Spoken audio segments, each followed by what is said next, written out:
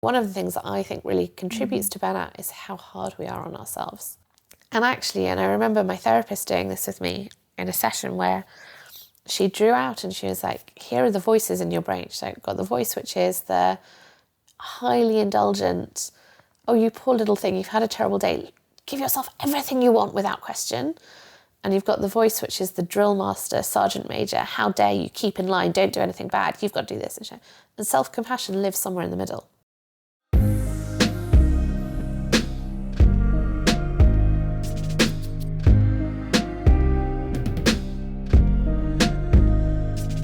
Hello, I'm Dr. Sheri Jacobson, and this is THERAPYLAB, a podcast dedicated to therapy, thought, and the art of mental well-being.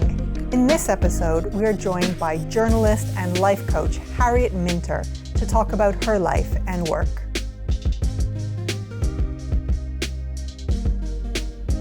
Hello, Harriet. Hello, thank you for having me here today. Thank you very much for joining us. How are you doing today? Great question. I instinctively want to answer that with a, oh, I'm fine, how are you? But I think I really believe that it's really important to think about an actual answer to that. So I'm going to tell you how I am. So for the last few weeks, I have had a slip disc in my lower back. So today, the pain is much better, but I'm still very aware that there's sort of twinge in my lower back and that part of my concentration has gone there. Ouch. Yeah, it is a bit. It is. It's also, it's making me feel my age a bit. So I can remember my dad talking about having a slipped disc when I was younger, and when you're young and your parents might be in their kind of late 30s, but you think that's ancient. So in my head, it's a very old person thing to have. And I have a radio show on Talk Radio that I do on Saturday nights called Badass Women's Hour.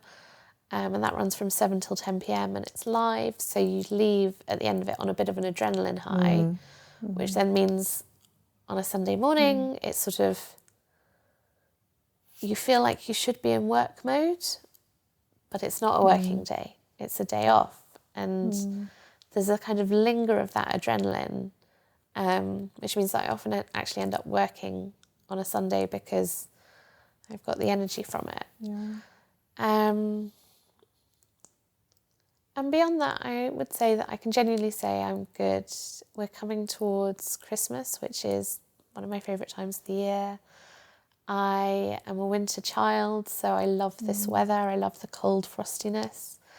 I walked my dog this morning and it was sort of grey and drizzly, and most people hate that, and I love it. And I could sort of really smell the grass, and there's a distinct smell of winter. So overall, apart from the lower back and the slight adrenaline rush, today is a good day. And is your back pain inhibiting you from doing anything, or are you as busy as ever? And tell us what you're up to. So it's been weird actually, because my back has sort of forced me to do less, and then somehow in doing less I've been much more focused on the things that I should be doing. So I'm, by trade, I kind of have a dual life. So I'm a journalist and I'm also a qualified coach and facilitator, which means that I coach individuals and I run training courses for people. So journalism-wise, I've been doing lots of writing, which is lovely because I can't really leave the house. And so I sort of am either standing or I'm lying down most of the time. So one of the things you can do when you're lying down is type on your laptop. Probably back experts can tell me it's very bad. But it's working at the moment. Depends on how you hold yourself. So it's really made me focus on my writing, which has been lovely.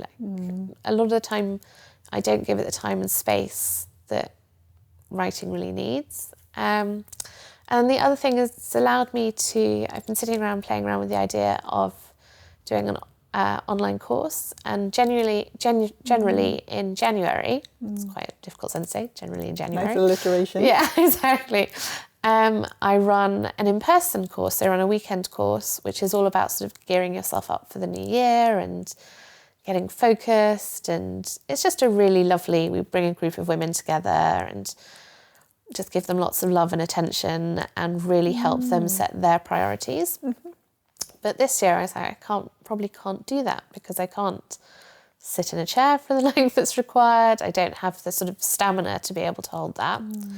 So how can I do that in a way that still gives, I guess, that kind of sense of warmth and coming together and space for women that are otherwise really harassed and busy, but maybe not in person. So I'm creating an online course which is around how to handle burnout. And I don't know about you, but I think at this time of the year, everyone feels slightly overwhelmed and exhausted. And we always tell ourselves, I'm not going to feel like this again this time next year. And so the point of the course is really to help, I say women, it is for anyone, but I generally end up with more women than men. To help women really think about, okay, well, how do I look after myself without doing that thing of, I'm going to take a spa day, or I'm going to buy this, or I have to take 2 hours to meditate every morning. I want to really say, actually, you can look after yourself without taking time out of your day in a way that feels like you don't have that time, or without spending loads of money on products that are then going to sit on your bathroom shelf and never get used. So it's a 4-week online course, and because I have been sat at home, I've been able to launch it, which is very exciting. How did it evolve? What kind of encouraged you to come up with it? So I'm really fascinated by burnout and resilience. I always thought I was an incredibly resilient person until I burnt out. And when that happened, I was incredibly ashamed of it, because I thought if I had just been stronger or better, or I saw it as a real weakness instead of what it was, which was just an expression of the fact that I hadn't looked after my own needs in a way that my body needed. And when we talk about burnout, what we're really talking about is this idea that we haven't appreciated that as humans, we have basic human needs and we have to meet those. And when we prioritize other people's needs, when we prioritize our work, when we prioritize things that might bring us lots of joy, but also bring us lots of stress, over a long time without meeting those basic needs, we burn out. And what I think is there are so many, particularly women out there, but so many people out there who think, okay, well, I'll manage burnout by doing more. So I'll add in this exercise regime, or I'll change my diet, or I will meditate, or all these things that we then add on top. And then we go, I haven't done it this week, so I feel like a failure again.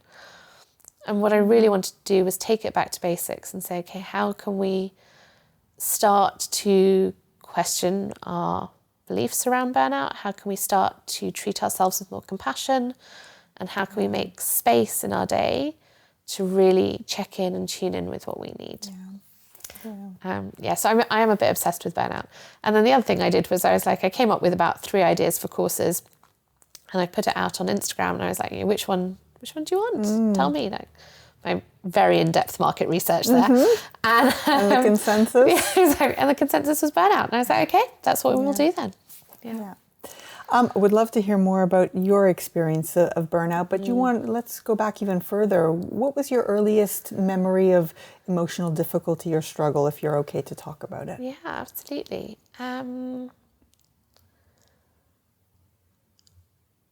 So the one that pings to mind is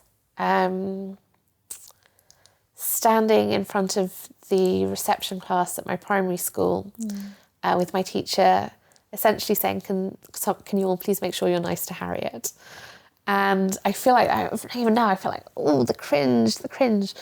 And what had happened was that I had chronic asthma as a child. So I'd say my claim to fame is that I was the 8th worst in the country. It's the only list I've ever been on. I'm very proud of it. How do you discover something like that? I feel like my mother's got it framed somewhere. But it meant I was in and out of hospital the whole time. So when most kids were starting school, I was in hospital for weeks at a time by myself. And what happens for lots of kids when they're in hospital by themselves, it's the 1980s, so there's no TV, no computers, So all I could do was read. So I was this terribly advanced reader, and I was also a bit of a smart ass. I think I can say that quite fairly. And so when I turned up at primary school a few weeks after everybody else, not really knowing any of the kids because it's new. I lived in the countryside, so everybody lived miles away from the school. And I don't have this memory, but my mum tells me it has happened. On my first day, we got to playtime and I was there scribbling away in my workbook. And the teacher came over and said, Harriet, it's playtime, it's break, you can go outside and play. And I apparently turned around and said, I'm not here to play, I'm here to work. And strangely enough, that made me not very popular with the rest of the kids. So my mum intervened, she went and saw the teacher. And then I remember this thing of this big deal exploding from it, which was that I needed to have somebody to play with at playtime. And so this teacher standing me in front of the class and being like, who is going to play with Harriet at playtime? And feeling this immense shame that had to happen, and embarrassment and fear that nobody was going to put their hands up. And even now, I want to give that little kind of 4 or 5-year-old a big hug and say, it's okay. Yeah. I know how painful this is for you. Yeah. Any other significant life events? So I think the big ones that shaped my childhood were around my family's business and our relationship with money. So my parents ran their own business, and it was a roller coaster ride. So sometimes it was doing amazingly well, sometimes it was doing really badly.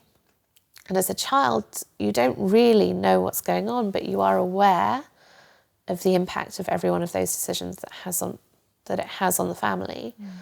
I can really remember doing bath time with my dad once, and I was in the bath, my dad was sat on the loo, I was quite small, chatting away and trying to solve the business problem for my dad, giving him the answer that I'd read in some kid's book about how some kid had solved their business, and feeling really responsible for this family is having a tough time. How can I make it better? I must make it better. And that, I think, really shaped a lot of my childhood and early adulthood, which was around, I have to hold everything together for everyone. And of course I didn't, but that feeling of immense responsibility and that if I didn't take charge and sort it out, everything was going to fall apart. Yeah. That's lasted, I still fight that till today. Yeah.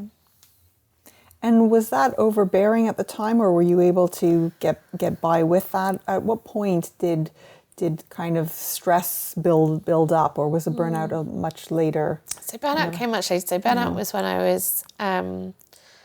was working at a big news organisation, and they were going through a redundancy process and a restructuring process, and my department was being restructured. And I had just launched a new product, and the boss that I'd launched it with had left, and we had a new boss. And it was like everything I did to try and impress this woman, it just was going straight over her head. And she was very nice about it. And looking at it now, I can see that she really, she had a job to do. She had a profit and loss sheet to balance.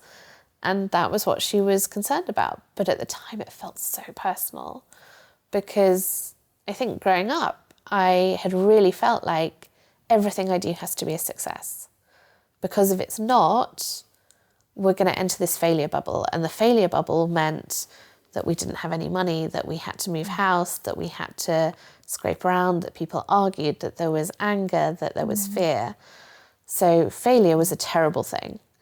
And being in this place where somebody was saying, well, actually, it doesn't matter what you do, I might just fail you anyway. I might just make you redundant anyway. Yeah. Doesn't matter. Was terrifying.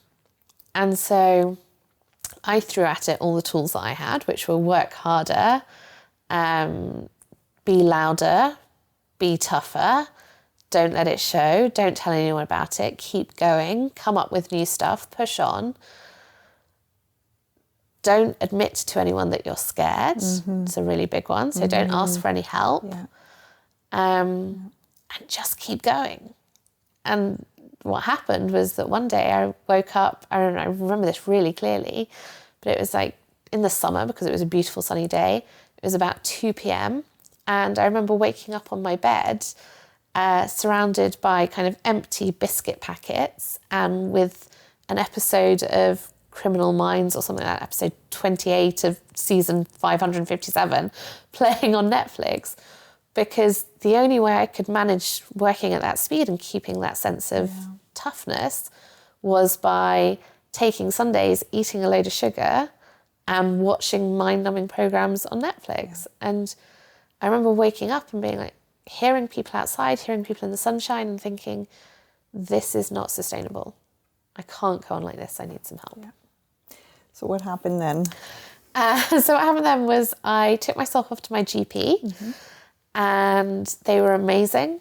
And I sat down with my GP and I was like, look, this is what's going on. I want to be really clear. I feel like I've lost complete control over my eating. I've lost complete control over my ability to manage my stress.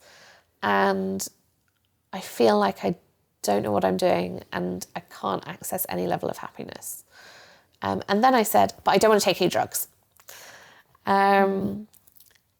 Because I had this complete stigma in my head that it was somehow taking drugs, which is the worst thing that could happen. And my GP was really lovely. She said, it's no worries, we'll put you on a list. She was like, I think some CBT would really work for you. There is a waiting list, but we can put you on the list and I will do my best to get it to you as quickly as I can. And actually just having somebody say, there's something that can be done here. There's something we can help you with here, was immensely calming.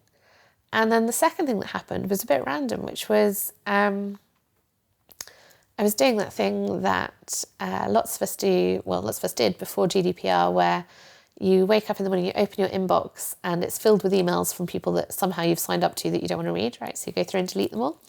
And I was doing that, and one of them was from the School of Life. And they were offering a course that weekend on how to be more resilient. And I remember usually I would have deleted it, and I saw it and I was like, oh, I need some of that right now.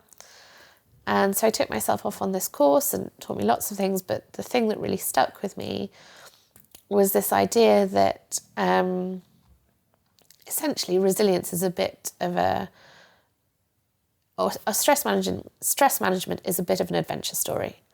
And all adventure stories work on the same format, which is the hero's journey. So if you Google the narrative style of the hero's journey, I think there's like 28 or 29 parts to it.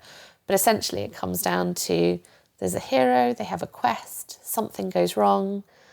And when something goes wrong, they have a choice between trying to fix it in the way that feels right for them, trying to fix it in a way that society is telling them to, or that feels appropriate to the situation, or just using their skills and the stuff they know they're good at and seeing what happens.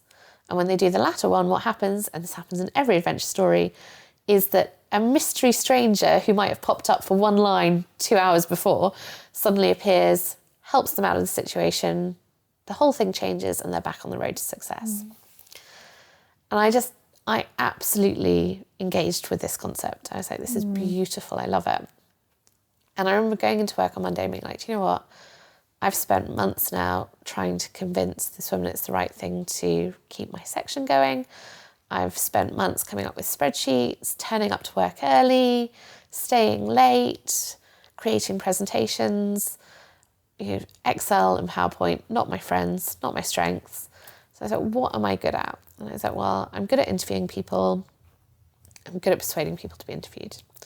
And I went in on Monday and I was like, all I'm going to do is find somebody that I want to interview and persuade them to let me interview them. And I ended up doing this amazing interview with this woman called Carrie Hindmarsh.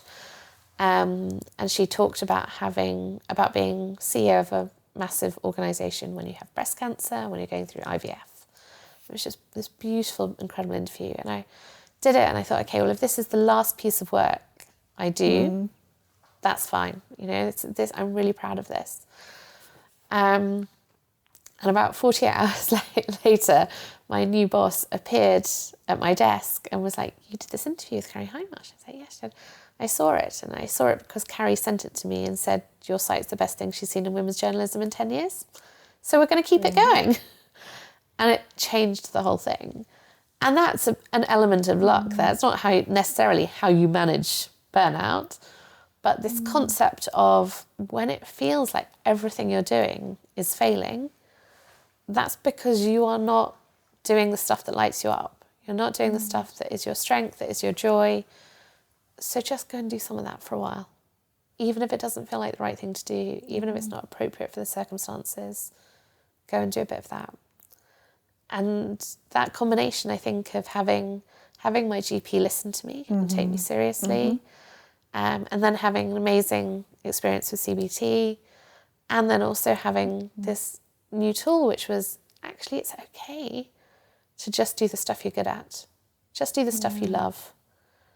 Everything else will work out around it. So it sounds like at work, I mean, you're like a renewed sense of purpose and something that you crafted on your own and developed, which went on to be very successful and well regarded. The CBT route, what was that like? First of all, did you have to wait long? And then what was your practitioner like and how were the sessions? So I had to wait, I think, about 3 months, which I've heard is pretty good. Bad. Yeah. And I remember by the time I got there, as it inevitably happens with everything, right? So when you decide you want something, then you have to wait for it, and then you get it, and you're like, oh, maybe I don't want it anymore. I was thinking about this when you go to get your hair cut, you're like, I must get my hair cut, and then you get there and you're like, oh no, don't take any of it. So I remember going to my first session. I'd never done any therapy. I'd never done anything similar to it at all. And it was in Charing Cross Hospital in Hammersmith. Really confusing. It's Charing Cross Hospital, but it's in Hammersmith. And it was in this really soulless little room. And I went in and I met my therapist, and she sort of asked me why I was here and what I wanted to talk about. And I said, I really want to talk about the fact that I feel like I'm not managing my stress and I'm also not managing my eating. And those two things are really worrying me. And I just want to bring them back under control. It's like, I love a bit of control. So I was like, I just want to bring those things back under control. And when I've got that sorted, then I will be fine. And she said, okay. And she was like, what are you expecting from this? And I was like, well, I've never had any therapy, so I don't know what to expect. But I want to be really clear with you that I don't want to talk about my childhood because I've been there and I've thought about it and I've worked it all out, so there's no need to go back to it again. Apparently this is quite a common thing that people say. Rather, yes.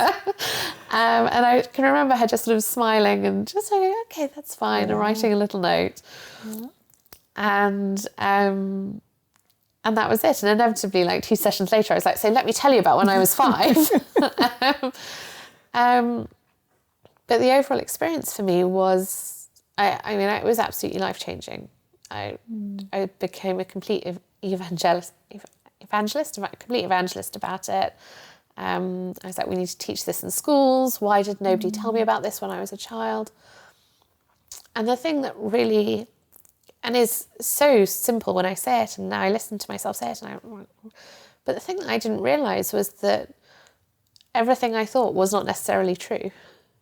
So my thoughts and my beliefs were not necessarily the truth. So some of the work you did was about challenging your thoughts or finding out what your negative automatic thoughts were and are, and how to review them and balance them out. Was there a lot of structured work and homework? There's a lot of structured work and a lot of homework. So one of the things that was fascinating to me was I thought, I was really ashamed of my relationship with food at that point. I was like, she's going to be horrified when I tell her about it. And one of the things that was the first piece of homework was to keep a food diary. And so I had to write down everything I ate. And I committed to myself, I was like, I'm going to be really honest about this. And I think part of me almost wanted to shock her. I wanted to be like, look, see how terrible this is. And I remember taking these food diaries in and just handing them to her, and she would say, okay, that's great, thank you, and just put them to one side. And I'd be like, don't you want to read that and give me a lecture about it? Don't you want to read that and tell me about all the things I shouldn't have eaten and how bad they are and how I need to change them? And she's like, okay, fine. that's great. Thank you. Oh, interesting. Nice. And this space where I could tell somebody this and there was no judgment, I couldn't believe that existed. So when I had asthma as a child, I had a lot of steroids. And so they end up looking, essentially like Veronica Salt and Charlie and Chocolate Factory, which is completely round with arms and legs. But the first person to tell me to lose weight was a doctor when I was 7. And that had been a continual theme throughout my life. So here I was in my kind of early 30s, I think, waiting for this woman to say, well, of course, you need to stop eating this, this, and this. And she didn't. And so the purpose of a food diary was for your own observation, for you to become more aware of your habits? Absolutely, for my observation. And for me to become aware of how my thoughts and emotions then affected my actions. Yeah. And that was the thing that I had not... I didn't realise there was almost the ability to have a break in between them. So I thought, you have a thought, you take an action. There was no review process in that. There was no, have a thought, is this thought real? Is it true? What do I want to do about it? Does that feel good? Okay, I'll go and do it. It was just like, have a thought, do the action. And a lot of my CBT work was around actually, how can we have the thought, look at it from a slightly more objective perspective, and then take an action based on that. For those people who may be a bit mystified between this link between mind, body, thoughts, and behavior, what would an example be? So the one that was sort of came really clear to me early on in the session, early in the process, would be so I would come home after a long day of work and I'd be really tired, and my brain would say to me something like, you had a biscuit at 3 p.m. this afternoon, that's terrible, this is a terrible day, it's been a disaster of a day, go eat the rest of the packet of biscuits that's in the cupboard right now, all of them, because tomorrow is going to be a better day where you won't do this. Now I look at that and I'm like, now I can look at them and be like, oh, I had a biscuit at 3 p.m. today, full stop. But at that point, my brain was like, that's a terrible, how dare you? That's a terrible thing to have done. So the only way that we can make this better is by you clearing out all the biscuits, because today is a write-off, so we might as well. And then tomorrow, we will only eat broccoli. And that was where my brain was. And for you, was the challenging your thoughts and the rebalancing out your thoughts enough to affect change and improvement in mood? Or was there more to it than that? So it definitely really helped for me in terms of, I would say, a level of self-compassion. So one of the things that I think really contributes to burnout is how hard we are on ourselves. And particularly if you are a sort of high achiever, and I was brought up that the only thing to be is a high achiever. High achievers are particularly critical of themselves. It's really hard for me to celebrate anything I've done well, because it happens, I'm like, okay, that was great, on to the next thing.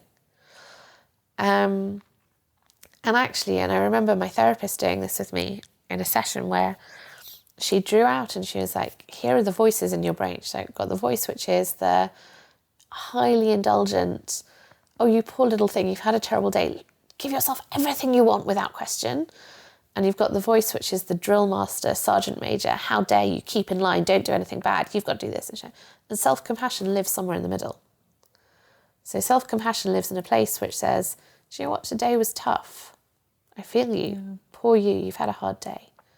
It's probably not going to be made better by eating the contents of the fridge. Maybe go have a bath. Go do that. And being able to hang out in that place was revelationary for me. It completely changed. It was like, the only way I can describe it is I had been completely tunnel visioned and suddenly there was a massive horizon. And I remember in that period when I first was in my kind of first round of therapy, and my therapist saying to me, emotion is welcome here. You can express whatever you're feeling. If you want to be angry, be angry. If you want to cry, cry. I was like, oh, I don't really cry. And she was like, well, why not? And in my head, I thought, because if I start crying, I'll never stop. And I said to her, I didn't say that, I was like, oh, I don't know why. And she said, is it because you think if you start crying, you'll never stop? I was like, no. And she said, oh, no, just that's a common thought. She said, but just to give you some reassurance, in all my years of practice, I've never had a client who didn't stop at some point. And I was like, oh my God, I've got permission to cry. And I cried and cried. I cried over everything. I mean, I cried because I was happy. I cried because I was angry. I cried because I was sad. Just the whole time. I cried because it was 3:00 on a Saturday. And it was immense. It was an immense release. Yeah. And I think that release then allowed me to find pleasure and joy in far more things. And that was really one of the things that elevated my mood. So you said your first round of therapy. Does that mean there were more? I went back. I did go back. One of the things that I'm actually really proud of is that I noticed when I was feeling burnt out, and instead of hitting the point of no return, I said, oh, what are things I can do right now to help myself? And so like, okay, well, I can make sure that my self-care is very high. I can make sure that my self-compassion is very high. But I can also go and talk to somebody, because I know that one of my key signs of burnout is when I start to do everything by myself. When I say, okay, I'll look after this myself. I've got it. So I will take charge of managing my not burning out, is a way for me to burn out. So I said, okay, I'm not coping well with this, and I went back to therapy. So I actually, I was really lucky. So the round of therapy I'd had on the NHS first time, you could return within a year. And I think I was at like 11 months and 12 days or something. So I came back for another round with the same therapist who I had really liked working with. And I thought it was going to be, so the first time round, I think we'd done nearly 6 months, and I thought we would do 6 months again. And actually we did 6 weeks. And she was like, this isn't, you don't need me to hold your hand. You don't need the same level of intensity. You know what it is. You just needed the reassurance that somebody was there for you. Yeah. And she was really right. I just needed to know it was there. So reassurance and refresher. And how do you continue those kinds of the benefits that you got from that? And can we also talk about any self-care practices that you have now? Yeah. So I think, do you think one of the things that I'm very aware of is that I got incredibly lucky with the NHS in that experience, and I am incredibly grateful for it, and therefore I don't want to take it for granted. So there's a bit of me that almost feels a level of responsibility to not then revert or feel like, okay, to not let that learning go, because it was so life-changing for me. And sometimes I do. The reality is sometimes I sort of catch myself and I'm like, oh, hang on, I'm being really hard on myself right now, or I've just allowed myself to get away with everything for a week and a half, and actually I probably need to rein it in a little bit. And then I go back and I remember, no, there's a reason that I do this. It's not because I'm a terrible person or because I need to achieve everything. I learned that, and I was lucky enough to learn that. And I go back to that diagram of here's, hardcore self-indulgence, and here's the sergeant major, and where can I live in the middle? So I sort of feel, because I was lucky enough to have that A, I can't take it for granted, and B, I have to tell other people about it, which is probably very boring for everybody else. I know. Since I went to therapy, I've basically tried to force all my friends into therapy. Every time one of them's a little bit sad, I'm like, have you thought about it? Brilliant. Flying the flag. Yeah. And in terms of self-care, so stuff that I do regularly and the stuff that I do when I feel like I need an extra boost. So things I do regularly are, I say, what would somebody who said this a while ago and it went viral, I can't remember. It was Nigella. Nigella said this, and it's such a great question. And I ask myself this all the time. What would somebody who loves themselves do in this situation? And I think that is a really important question, because we're not asking what's the right thing to do, what's the best thing to do, what would a really brilliant person do in this situation? What would somebody who loves themselves do in this situation? And most of the time the answer is, they would have some self-compassion, they would give themselves a hug, they would take care of themselves. So that's the first thing. Do you remember to do that? I do. I try to. Not always. Not always. Yeah. But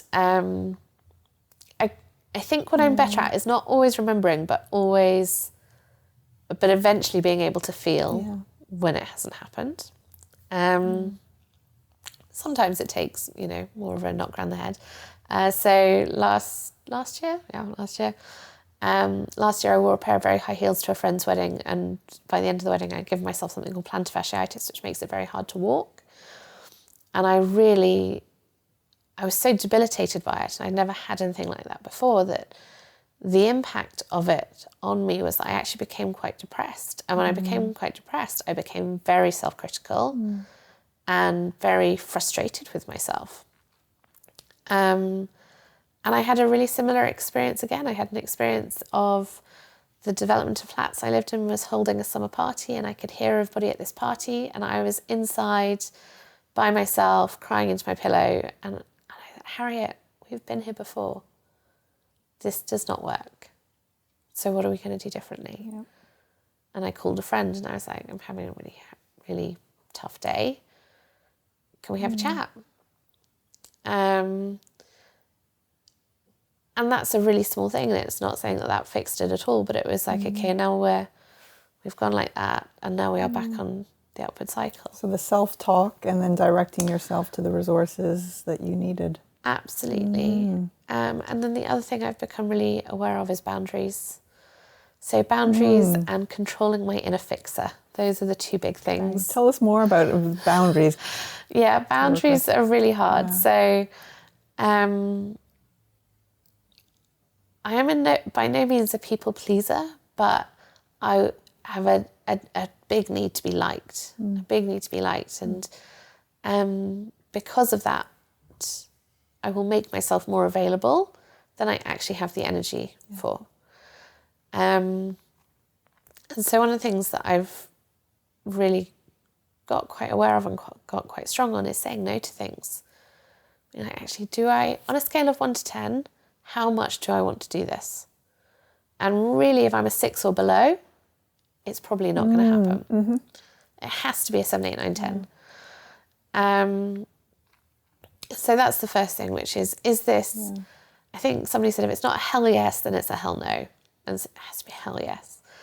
And then the other thing is about being able to walk away from things. So my general attitude to most situations has been, okay, well, this is a terrible situation. Fantastic, it's a crisis. How can I make it better? I love to fix a crisis. Most people do not want to be fixed. They don't want to be fixed. And me desperately scraping away and trying to make it better for them is not only uncomfortable and an unhappy experience for them, it's wearing me down and I'm not getting anywhere. And really learning how to let go of that and just be like, do you know what, this is not my fight to have. And I can have compassion for you, and I can have love for you, and I can wish you well, but I cannot be involved in fixing you. And that's a really strong boundary for me. Yeah, and a really good revelation as well once it does dawn on you. Oh my gosh. And I think this is really important to say, which is it's not like I go, oh, that person needs fixing, not going to get involved in that.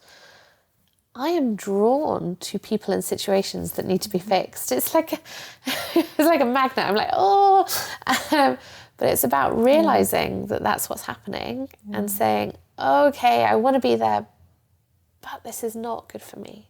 This is not good for me, and it's not good for you. So we will draw a line here. love to, you've done some TED Talks. Yes. And you talked quite a bit about failure on one of them. Yeah. What is your take on failure? I have a love-hate relationship with failure. I think I said earlier I was brought up to be very anti-failure. You know, failure was never just... I think the modern take on failure is that we fail and we learn from our failure, and that's a really exciting and important thing. You know, that's the, I guess, the tech startup take on it, right? That it's great to fail. But in my house growing up, it was failure is disaster, it's calamity, it's literal loss of our basic security needs. You know, it's loss of shelter, loss of food. So we just don't fail. You know, like, my entire family, we're all quite dramatic. We're big people.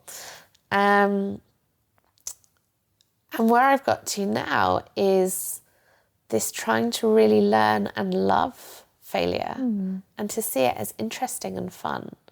And I think for me, the way that I do that is I practice it. So I practice it in areas where it's not important. Doesn't matter. So I say in one of my TED Talks, I go to yoga because I have no desire to win at yoga. You know, I don't actually know. I think probably can't win at yoga, but I don't desire to be the best in the class. I'm really happy being the worst most of the time. Sometimes one less than worst. I don't want to do handstands or cartwheels or whatever the big in pose of this week on Instagram is. I just go for the joy of it and I try and push myself a little bit further each time. And having that where I was like, oh, here's this thing where I literally fall on my face most classes, like actually literally, and that's okay. And that's just part of learning and that's part of the growth. That for me was actually just a really beautiful, that for me it's a gift. To have that space, have that mat where you can say, on this mat, every failure is a joy.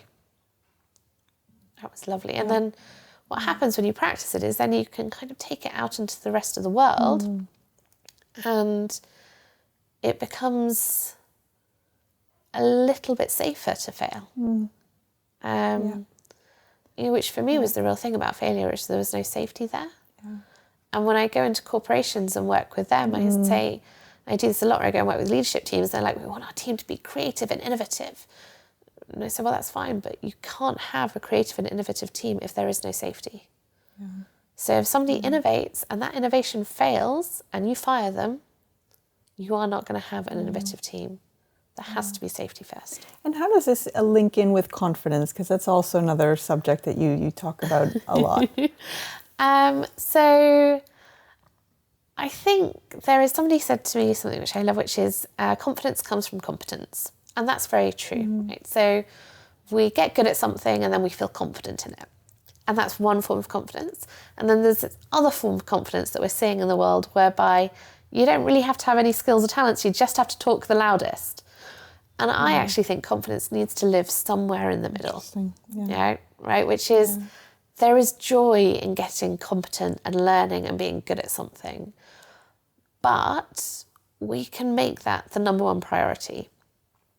And what that means is then we go, okay, well, I'm just going to get a bit better at it and then I'll be confident in it. Oh, well, hang on, I can just do this other thing, then I'll feel confident in it. And for me, there's an element of stepping out of that and being like, okay, just do it. Just say, I'm here and I'm confident and I'm great at it. Stand in the forefront and own it. You do not have to have all the answers. If you have 55% of the answers, you know more than the average person. So you can be confident in that. And that's not the same as not knowing anything and having all the bluster. But it is bringing a little bit of that energy which says there's stuff here that I might not know, but I'm confident enough that I will be able to find the answer, or I'll be able to find somebody else who has the answer, and that's okay. And does any of this material feature in the courses? Can you tell us a little bit about the ones that you've got coming up and what people who sign up can expect? Yep. So in Burnout, we're going to talk lots about self-compassion. Lots about self-compassion and lots about noticing our feelings and really feeling them and being in it. So one of the things that I really experienced in the lead up to Burnout was just ignoring how stressed I felt. knowing how stressed I felt, knowing how scared I felt, how sad I was. And I really felt like if I went into that feeling that it would be overwhelming and it would take over.